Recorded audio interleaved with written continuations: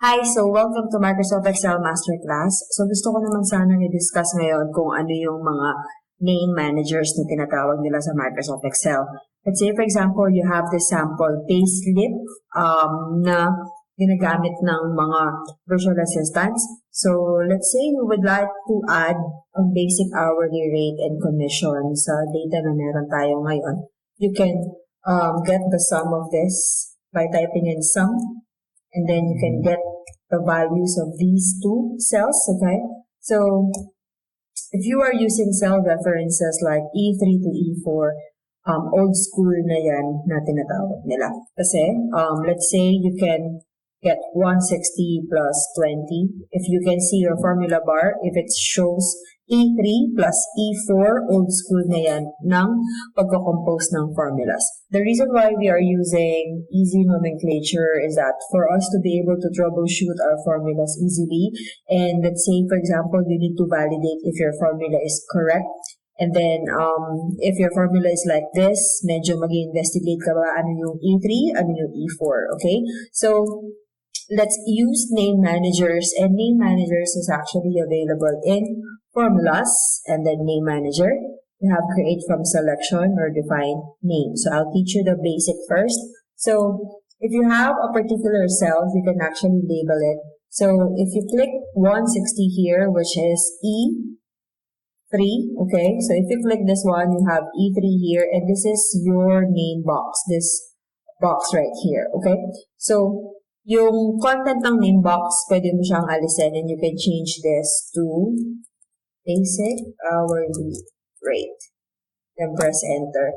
When creating a name manager, hindi allowed yung spaces. So allowed ang underscore if you would like to add some spaces in between words, okay? So in this case, wala akong nilagay na underscore muna. So let's try naman this one, commission. Just press enter. So if you click this one, makikita mo na hindi na siya E4 or E3. So makikita mo na basic hourly na yung pangalan niya. Okay, you can expand this. And then if you click this one, commission yung makikita mo. So if your cursor is right here, and then if you click this one, then basic hourly rate, mapupunta yung cursor mo sa name manager na yan. Alright? And then if your cursor is here, and then you click commission, pupunta yung cursor dun sa commission na naka-label. Okay? And then, what we're going to do is to calculate the tax. So, if you are inside the Microsoft Excel window, dapat hindi ka na gumagamit ng calculator or physical calculator or yung calculator sa cellphone mo, for example. Okay? Kasi calculate mathematical problems sa Microsoft Excel, and then you can also create complex formulas or complex calculations. So let's type in equal sign here, and the formula for tax is 8% of basic hourly rate and commission. So let's say, for example, you will get this cell right here, lalabas yung pangalan na ginawa mo kanina, which is basic hourly rate. And then, let's add the commission, kasi that's our formula, okay? So, lalabas na 180 siya, 160 plus 20 is 180. And if you're gonna look at your formula bar, basic hourly rate plus commission, ang lalabas, dahil gumawa ka na ng mga labeling sa mga cells na yun. So, what we're going to do is to get the 8% of the total, nitong dalawa na to. So, sa math, actually, you cannot directly multiply this to 8%. So, if you're gonna do that, let's say, times 8% and press enter, you will get 161. So, basic rule ng math is that you have to group your calculations before ka mag-perform ng isa pang calculation, for example. So, let's add open parenthesis and close parenthesis sa formula mo, and then lalabas na yung times 8% is outside this group, okay? So, let's press enter, and we are going to get a different value or output. So kanina 161 siya, ngayon you have 14.40. Okay? So this is very important to be able to group. So i-add mo muna siya, and then if you come up with the sum, and then you can multiply it by 8%. Okay? 8%, and the percent symbol is very important. So if you don't want that, you can type in 0.08. Okay? So similar lang din yung lalabas na output. So let's label this cell as your tax and press enter. Let's label this one with SSS. These are your deductions. Okay?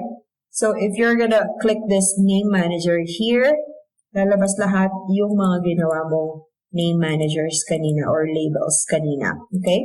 So let's close this one. And then our gross pay is actually basic hourly rate plus commission. So similar lang siya halos nung kanina. You're just gonna get this one plus this one. Or other way is sum and then get this cell and this cell. Okay? So this is your formula, sum of basic hourly rate and commission. So common error ng iba is naglalagay sila ng plus sign dyan. So hindi naman siya magiging mali.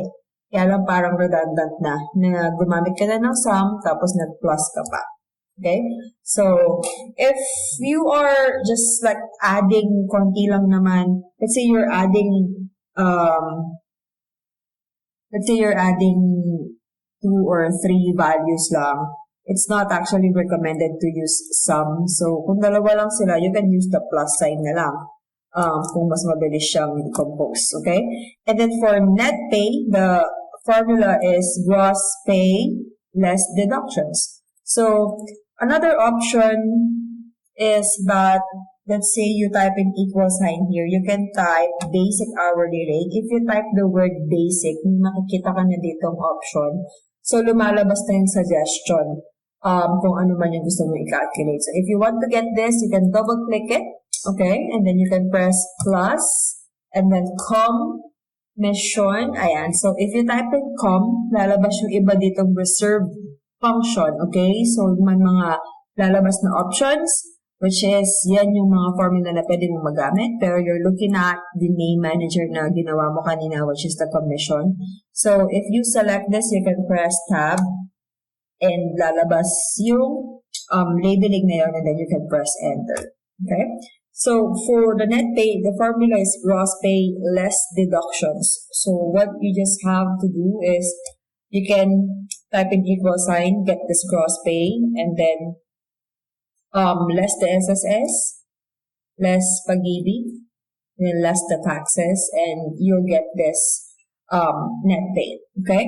So, let's say, for example, if you would like to do it the other way, you have this gross pay, and then pwede mong i-sum yung tatlong deductions mo. Okay? So, nag-sum ka muna, and then you have E9 here. So, yung iba ang ginagawa nila, sinasum nila itong tatlo, and then nilaless nila, and then nilaless nila sa gross pay, which is magiging negative siya. So, basic math lang naman, kailangan mas mataas yung naunang value. Okay? So, let's undo that para maging normal na yung output natin. So, that's how you create name managers. And the other option is, let's say you would like to select this part. You can go to your name box and you can label this to value 1. And then let's label this value 2. And then let's say, for example, gusto mo siyang i-sum. You can type in equal sign sum. And then open parenthesis. Pwede mo i-type yung word na value. And then lalabas yung mga options dito. So let's double click this value 1. And then value 2. Okay, so you can close this one. So you will get 252. So to double check that, you can highlight the cells, and dito sa pinakababa ng window mo, you have here average, count, and sum. So makikita mo na nakasum yung 252. So which is the total of these values. And in creating name managers, you can easily add values or group of values like this one, okay? So it's shorter when it comes to formula, and then you will easily determine na, okay, ano ba yung mga inad mo? Okay, so inad mo yung value 1 and yung value 2. So in case you need to validate your calculations or your formulas, alright? So in mathematical operators, yun yung mga plus, minus, asterisk, tapos forward slash. Pero meron din tayo mga conditional operators na tinatawag. Let's say you have value 1 here and value 2. You can compare two values. You can type in equal sign. Remember that your formula should always start with an equal sign. So you can get this value. I'm using my arrow keys to navigate my spreadsheet or to go to one cell. And you can type in equal sign again and 1 or the second value. So equal sign B3 is equal to C3. So this is like a condition asking Excel if number 5 here is equal to number 1 in the cell. Okay, so that's automatic false because 5 is not equal to 1. So if you're gonna press enter, it will give you a false value. Okay, so is 24 equal to 24? You can try that by typing equal sign and then press enter. So it's true, and you can repeat the same process para masanay kayo mag-compose ng formulas. Okay, and gumamit ng arrow keys. So let's drag this.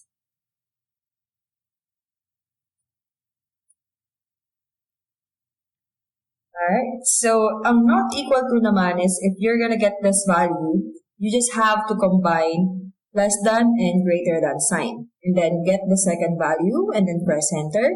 So the condition is 5 is not equal to 1. So that's correct. 5 is not equal to 1. That's why you have a value of true. Okay? So 24 is not equal to 24. So that's false because they are equal. Okay? So you can get this one.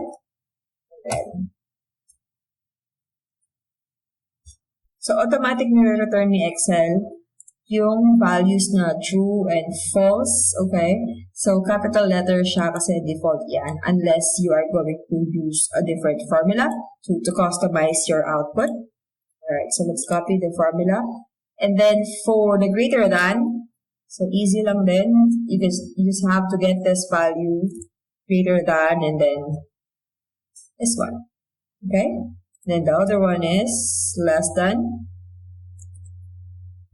and this one, okay? So you can drag the formulas still without formatting, okay? And then next is the text to column feature. If you're gonna click data, you have a text to column feature here. I have here a data of year and model ng iba't ibang klaseng sasakyan. Okay, so if you're gonna highlight this part, or if sobrang haba ng listahan mo, what you can do is you click the letter A. Ito, yung mismong letter A. Okay, so go to data and then click text to columns and then click fixed width. So fields are aligned in columns with spaces between each field. So fixed width is ito yung manual mong ina-adjust kung saan mo gustong i-split yung text, okay? So, gusto kasi natin gawin sa text na to is hihiwalay natin yung year and yung model ng sasakyan. So, you can click next and you have already a suggestion here. So, automatic siyang nagkaroon ng line or arrow after ng year, okay? So, if you don't want that, pwede mo siyang i-click and i-drag palabas, okay? And then you can click here, ayan, tapos pwede mo siyang i-move kung saan mo siya gustong i-split. For example, let's say hindi siya nag-automatic. So, by default, nagkakaroon yan ng maraming lines. So, if nagkaroon ng maraming lines, itong preview na to, pwede mo siyang i-drag palabas or double-click. Okay? And then ito, pwede mo siyang i-move. Alright? So, just click next. And then, it will ask you to change the formatting. Pero kung same format lang naman, you don't have to change anything here. You can click finish. Okay? So as you can see, output natin is naghiwalay yung year and model ng data na meron tayo. Kanina kasi, nasa column A lang sila ang pareho. Okay? Alright, so what if naman gusto mong gamitin yung delimited para sa data na meron ka? So you can click your data, make sure na ina-highlight mo muna yung data, okay? Before ka mag-click ng text to column. Alright, so click that, and then delimited naman yung gagamitin natin, and then click next.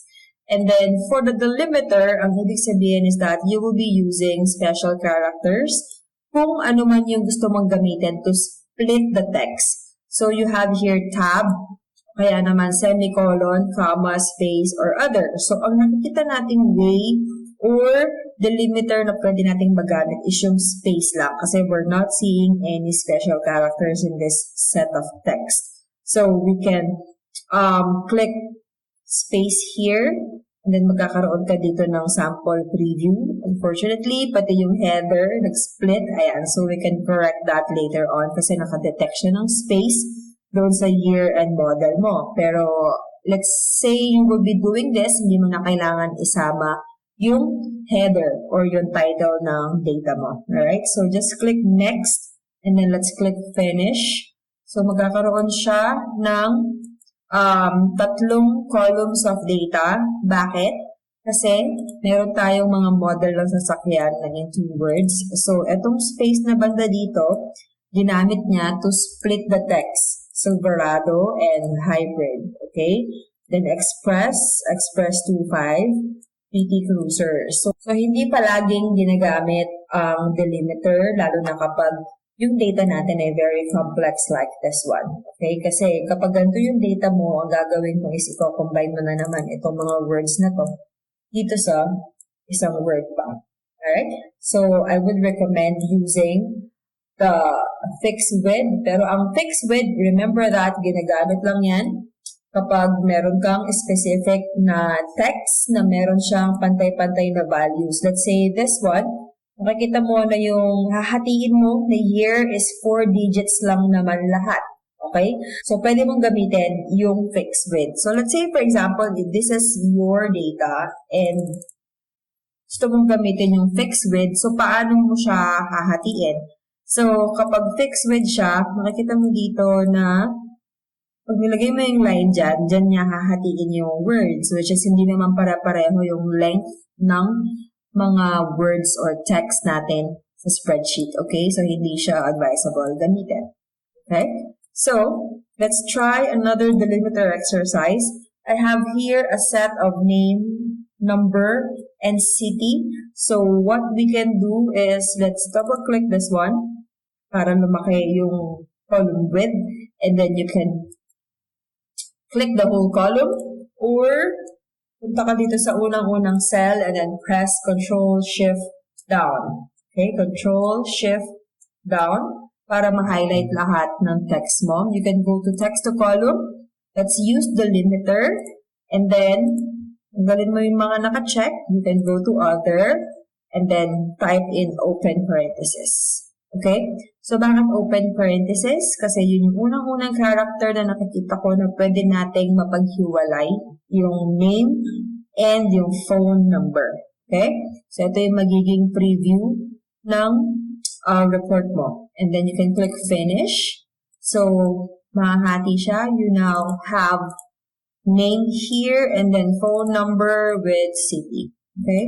So, paano naman kung gusto mong ihiwalay yung city? So, let's do the same thing. Highlight mo yung text. Click data, text to column. Let's use fixed width. And you have here lines between the numbers, pero kailangan intact yung phone number. So, let's remove that. And then, i-retain natin yung line dito sa gitna ng numbers and yung city. Okay, so let's click finish and you have here your output. Alright, so let's say for example, let's undo this for now, and then if you have a data here, let's say, meron kang sample data dyan.